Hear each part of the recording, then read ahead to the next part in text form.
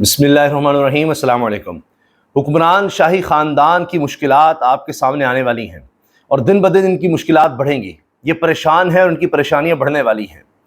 اس وقت آپ دیکھیے کہ کھلبلی مچی ہوئی ہے اور آپ یہ دیکھ لیں گے آنے والے دنوں میں کہ یہ ہو کیا رہا ہے، اسٹیبلشمنٹ کا رویہ کیوں نرم ہو رہا ہے، حتیٰ کہ اب اپنے نون لیگی جن میں عطا تارڑ ہیں ان کو بھی ماحول کی شاید سمجھ آ رہی ہے کہ شہر اقتدار کی راہداریوں میں کچھ تبدیلیاں نظر آ رہی ہیں۔ تو ابھی سے لگتا ہے کہ وہ سمجھ رہے ہیں، کیونکہ وہ اسٹیبلشمنٹ کے بھی بہت قریب ہیں، تو عطا تارڑ ابھی سے سمجھ رہے ہیں کہ ایسے بیانات دینا شروع کر دینے چاہیے کہ کل کو بچت ہو سکے کہ دیکھیے جی میں تو آپ کی بڑی تعریف کیا کرتا تھا، میں تو آپ کے قائد کے بارے میں، آپ کے لیڈر کے بارے میں، عمران خان کے بارے میں کہتا تھا کہ وہ بھی اچھے ہیں، جس طرح ہماری لیڈرشپ اچھی ہے وہ بھی اتنے ہی اچھے ہیں۔ یہ اسمبلی میں کہا کرتا تھا، میں نے تو آپ کے کی بورڈ واریئرز کی اتنی تعریف کی، میں نے سلوٹ کیا ٹی وی پر، حتیٰ کہ آپ دیکھیے ٹیلی ویژن پر بیٹھ کر آپ ذرا نوٹ کیجئے کہ منصور علی خان کے شو میں عطا تارڑ وزیر اطلاعات و نشریات کہہ رہے ہیں کہ میں تحریک انصاف کے کارکنوں کو سوشل میڈیا پر جو ایکٹیو رہے ہیں، جنہوں نے پاکستان کی فوج کا ساتھ دیا، میں ان کو سلیوٹ کرتا ہوں۔ یہ کیا ہو گیا؟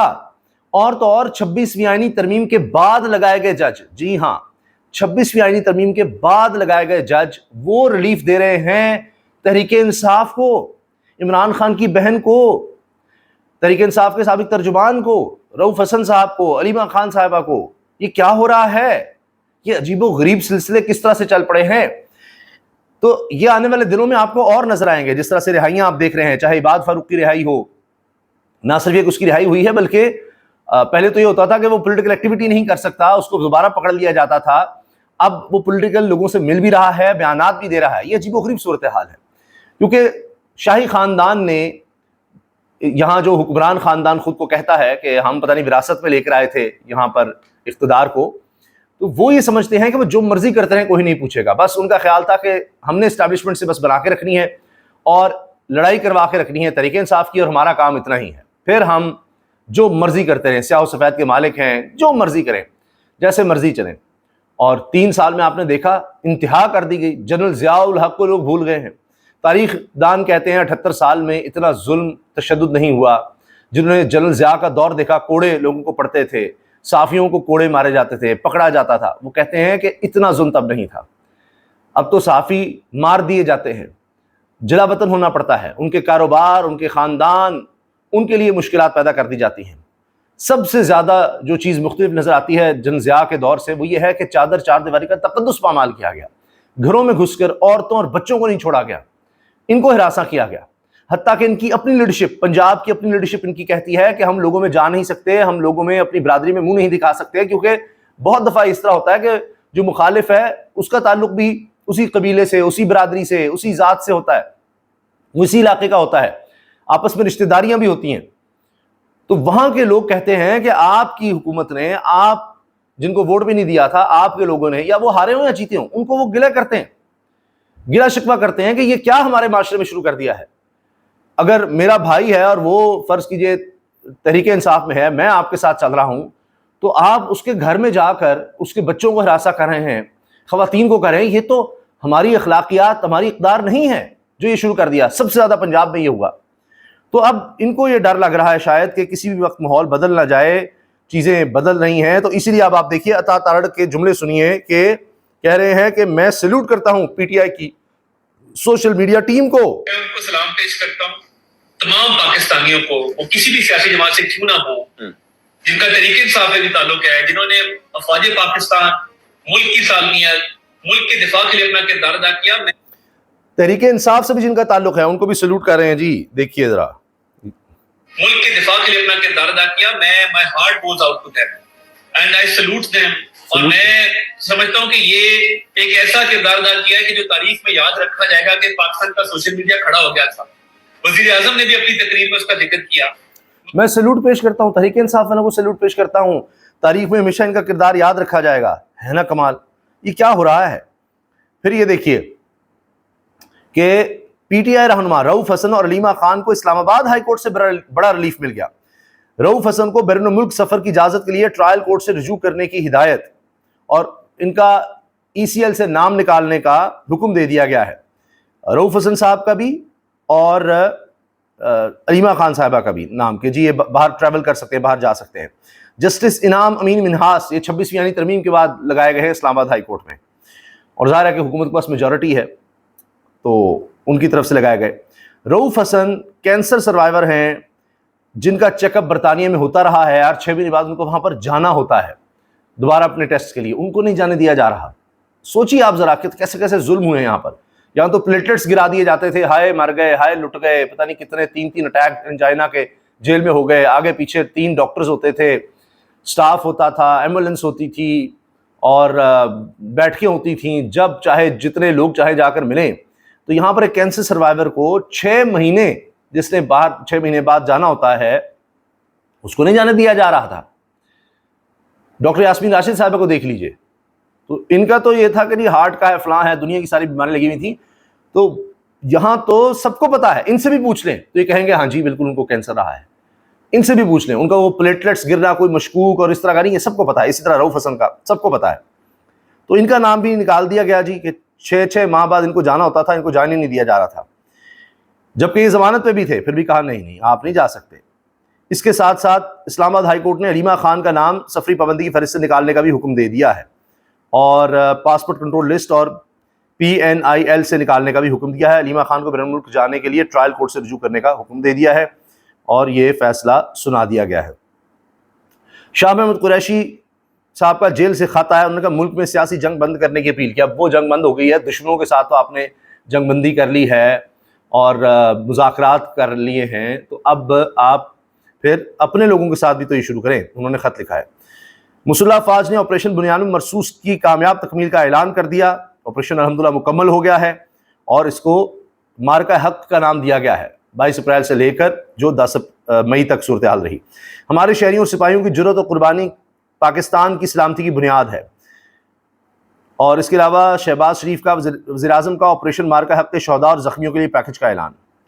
مار دو انہیں، خفیہ کمانڈ سینٹر سے ایئر چیف نے خود تاریخی جوابی فضائی کارروائی کی ہدایت دی. یہ اب خبر یہ اب مل رہی ہے، آہستہ آہستہ چیزیں مزید سامنے آئیں گی.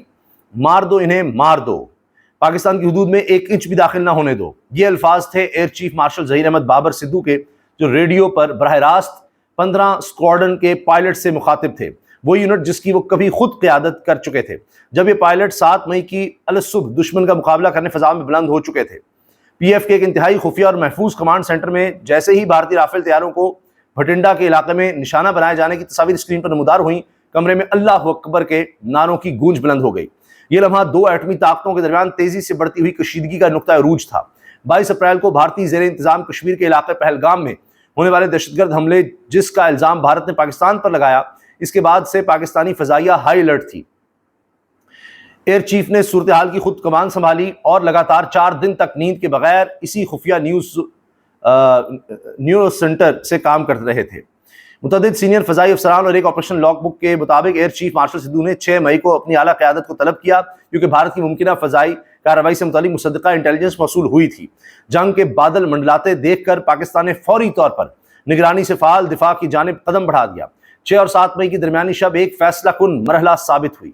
پاکستانی دفاعی ذرائع کے مطابق بھارت نے کم از کم 12 فضائی اڈوں سے 80 طیارے فضا میں بھیجے، جن میں 32 رافیل، 30 Su-30 برہموس میزائلوں سے لیس تھے یہ، اور مختلف MiG طیارے شامل تھے. جواباً پاکستان نے تقریباً 40 J-10 اور دیگر چینی ساختہ لڑاکا طیارے تعینات کیے. جوابی فضائی دفاع کی ریڑھ کی ہڈی سمجھے جاتے ہیں. بھارتی طیاروں نے کئی بار پاکستانی فضائی حدود میں داخلے کی کوشش کی مگر ناکام رہے. تاہم جب آزاد جموں کشمیر اور شیخوپورہ میں شہری تنصیبات کو میزائل حملوں کا نشانہ بنایا گیا تو پاکستان نے اوفینسو کاؤنٹر ایئر آپریشنز کا آغاز کیا. جیسے ایک بھارتی میزائل پاکستانی فضائی حدود میں داخل ہوا تو ایئر چیف نے مکمل جوابی کارروائی کی اجازت دے دی. یعنی پہلے یہ کیا گیا کہ ان کو پاکستان آنے سے روکنا ہے، لیکن جب انہوں نے اپنی حدود میں رہتے ہوئے میزائل داغ دیے تو اس کے بعد آ گیا کہ ان کو مار ڈالو. اب انہوں نے پاکستان کو نشانہ بنا دیا ہے. اس کے بعد ہونے والی فضائی جھڑپ میں 5 بھارتی طیاروں کو مار گرایا گیا، جن میں 3 رافیل، 1 MiG-29 اور 1 Su-30 شامل تھا. کمانڈ سینٹر میں ان ہلاکتوں کی تصدیق ہوتے ہی جشن کا سماں بند گیا اور اس خطے کی عسکری کشیدگی میں موجود مذہبی اور قومی جذبے کی جھلک نظر آئی. مگر لڑائی یہیں ختم نہیں ہوئی، بلکہ 9 اور 10 مئی کو پاکستان کی جوابی کارروائی ایک نئی حکمت عملی کے تحت آپریشن بنیان مرصوص فولادی دیوار یعنی کے نام سے اگلے مرحلے میں داخل ہوئی. اس آپریشن کا اصول تھا شدت سے امن قائم کرنا، یعنی دشمن کو فیصلہ کن مگر محدود نقصان پہنچا کر کشیدگی کا خاتمہ کرنا، شہری ہلاکتوں سے گریز کرتے ہوئے۔ قومی قیادت نے اس جوابی کارروائی کی منظوری اپنے وقت اور طریقے مطابق دی، جس میں صرف ان بھارتی فوجی تنصیبات کو نشانہ بنایا جو جارحانہ کارروائی میں ملوث تھیں، جبکہ شہری علاقوں کو مکمل طور پر چھوڑ دیا گیا۔ 5 سے 6 گھنٹوں میں پاکستانی فضائیہ نے 26 اہداف کو نشانہ بنایا، جن میں 15 فضائی اڈے شامل تھے جو بھارت کی جانب سے PF کے 3 اڈوں پر کیے گئے حملے کا جواب تھا۔ ہر مشن ٹیک آف سے لے کر حدت تک میزائل فائر اور محفوظ واپسی ایئر چیف مارشل سدھو خود کمانڈ سینٹر سے مانیٹر کرتے رہے۔ صرف فضائی حملے نہیں بلکہ سائبر اسپیس اور الیکٹرانک وارفیئر کی ٹیکنیکس بھی شامل تھی، جس کے ذریعے بھارتی مواصلاتی نظام، ٹارگیٹنگ سسٹمز اور وارننگ نیٹ ورکس کو شدید نقصان پہنچایا گیا۔ یہ تمام سرگرمیاں تینوں افواج کی مشترکہ ہم آہنگی کے تحت نہایت مربوط انداز میں انجام دیں۔ پاکستان ایئر فورس نے اپنی درست نشانہ بازی، قیادت اور عملی مہارت کے ذریعے نہ صرف اپنی اسٹریٹجک برتری کو ثابت کیا بلکہ چینی ساختہ لڑاکا طیاروں کی جنگی صلاحیت کو ایک نئی پہچان دی۔ اس کے ذریعے عالمی عسکری ہوا بازی میں طویل عرصے سے قائم مغربی اور امریکی اجارہ داری کو چیلنج کیا اور ایک ابھرتے ہوئے ایرو اسپیس نظام کو نیا رنگ، نیا اعتماد اور نئی ساکھ عطا کی ہے۔ یہ جناب اعزاز سعید صاحب نے یہ خبر فائل کی پوری، جو میں نے آپ کے سامنے رکھی ہے۔ پھر جی، بھارت کا 6-7 مئی کی شب پاکستان پر بزدلانہ حملہ، 40 شہری اور 11 جوان بھی وطن پر قربان ہوئے۔ یہ جو بھارت کا حملہ تھا، اس میں ہمارے 40 شہری شہید ہوئے ہیں، 11 ہمارے جوان، جس میں فضائیہ کے 5 لوگ بھی شامل ہیں، وہ شہید ہوئے ہیں، اور جو شہری شہید ان میں خواتین اور بچے بھی شامل ہیں۔ 7 خواتین اور 5 بچے شامل ہیں شہید ہونے والوں میں، جن کی تعداد کل 40 بتائی جا رہی ہے، جبکہ 121 افراد زخمی ہوئے، جن میں 10 خواتین اور 27 بچے شامل ہیں۔ اسی طرح سے ہماری فوج کے 11 جانباز سپود شہادت کے عظیم رتبے پر فائز ہوئے، جبکہ 78 اہلکار زخمی ہوئے ہیں۔ یہ جناب شہداء کے حوالے سے اب یہ ISPR نے ڈیٹیلز شیئر کی ہیں۔ اللہ تعالیٰ ہمارے شہداء کے درجات کو بلند فرمائے، اور اللہ تعالیٰ جو لوگ زخمی ہیں ان کو جلد از جلد صحت عطا فرمائیں۔